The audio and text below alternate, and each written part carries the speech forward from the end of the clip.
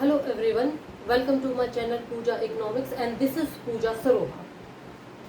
तो हम कर रहे हैं sector of the Indian economy NCERT class 10 chapter number 2 and it's final part.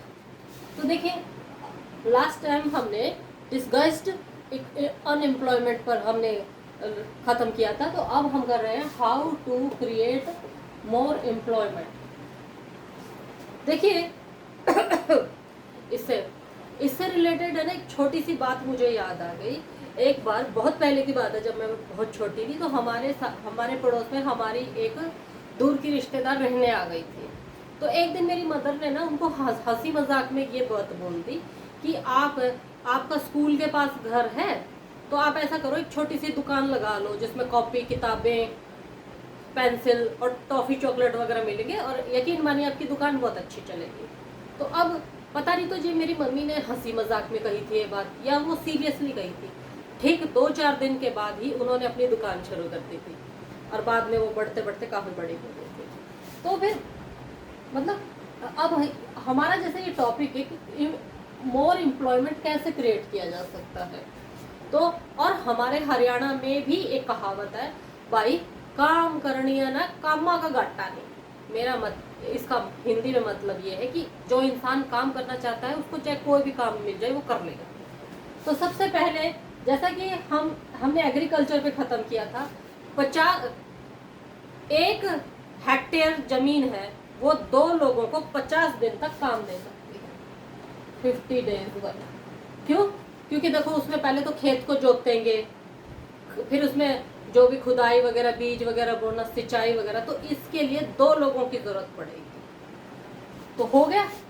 अब देख लीजिए कि मान लीजिए अब सिंचाई की जरूरत है वहां पर, तो अगर बांध बना हुआ है तो उससे एक नहर निकाल दी जाएगी। तो ये नहर भी बहुत ज्यादा मात्रा में अपना जो है ये एम्प्लॉयमेंट जनरेट करेगी, क्योंकि नहर को खोदने के लिए मजदूर वगैरह चाहिएगे। तो ये मजदूरों को मतलब ऑर्गेनाइज करना मतलब अरेंज करेगी। तो फिर अब उसके बाद मान लीजिए कोई छोटे लेवल का किसान है, तो अब वो अगर ज़्यादा मात्रा में मतलब कि अगर उसके पास इतना पैसा ना हो कि वो अच्छी क्वालिटी के बीज खरीद सके, तो बैंक उसको सस्ते दरों पर लोन देगी, तो उससे वो अच्छी क्वालिटी के बीज खरीद पाएगा। अब इससे क्या होगा, जैसे जैसे किसान को अच्छे बीज मिलेंगे तो वो पैदावार अच्छी करेगा और उसको अच्छी कीमत पर बेचेगा, तो उससे उसको फायदा होगा।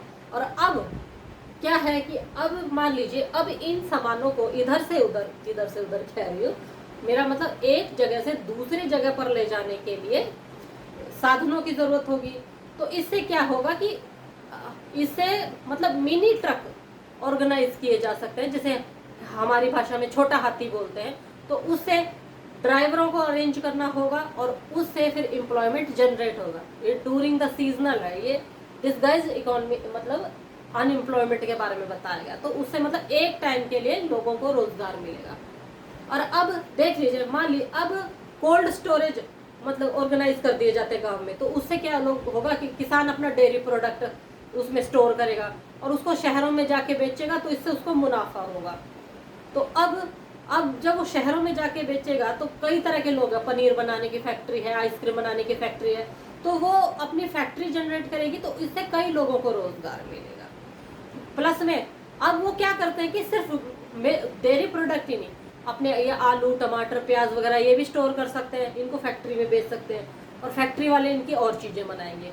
हाँ, और जो अगर शहद के कल्चर से है तो फिर किसान अपना शहद भी स्टोर कर सकता है और उसको बाहर बेच सकता है।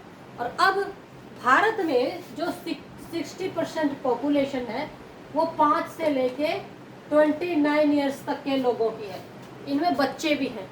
और अब जो वो बच्चे हैं वो मजदूरी करेंगे कुछ। अब उन मजदूरी के बच्चे को क्या कहते हैं कि स्कूल भेजना शुरू करते हैं। अब स्कूल के लिए फिर बिल्डिंग भी चाहिए होगी, या हम हिंदी में भवन कह देते हैं, वो भवन भी चाहिए होगा। और इससे क्या है कि उस भवन का निर्माण करना होगा और उस निर्माण करने के लिए मजदूर चाहिए होंगे।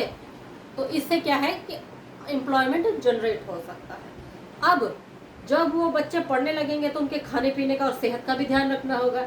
इससे के लिए हेल्थ सिचुएशन क्रिएट की जा सकती है, उसमें हम डॉक्टर्स अरेंज करेंगे, नर्सेज और हेल्थ वर्कर अरेंज करेंगे, प्लस में हॉस्पिटल्स वगैरह होंगे।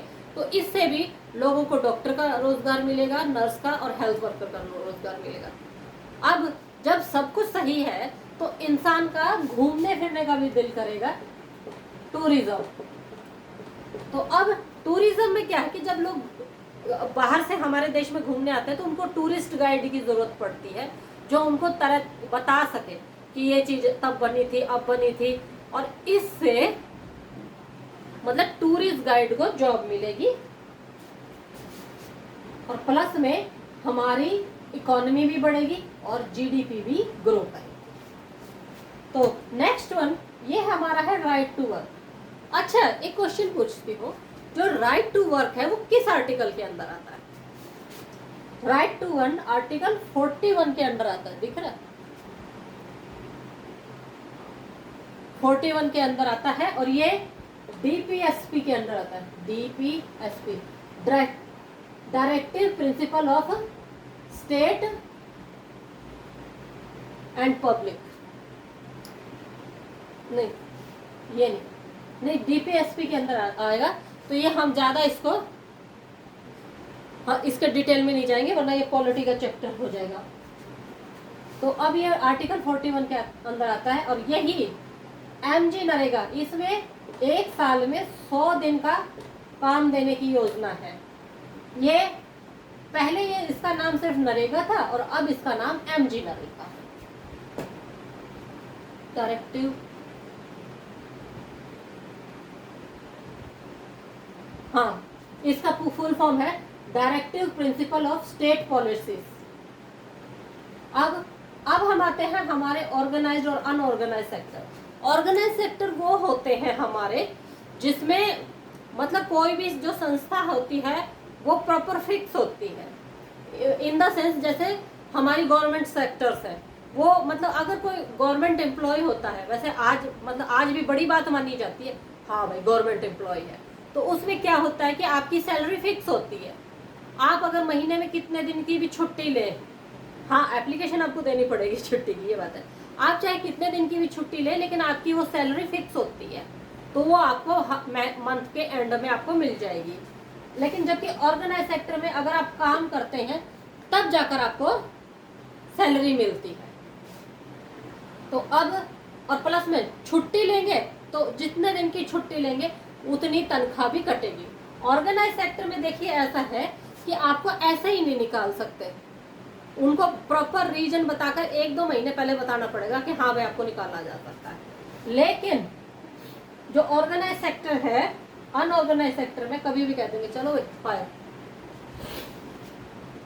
और अब इनका प्रोटेक्शन देखे कैसा किया जाए, तो इनका प्रोटेक्शन देखे तभी हो सकता है जब सरकार इनके अंदर इंटरफेयर करे। इंटरफेयर मतलब कि जैसे कि बहुत सारे इनको प्राइवेट सेक्टर और पब्लिक सेक्टर भी कहते हैं।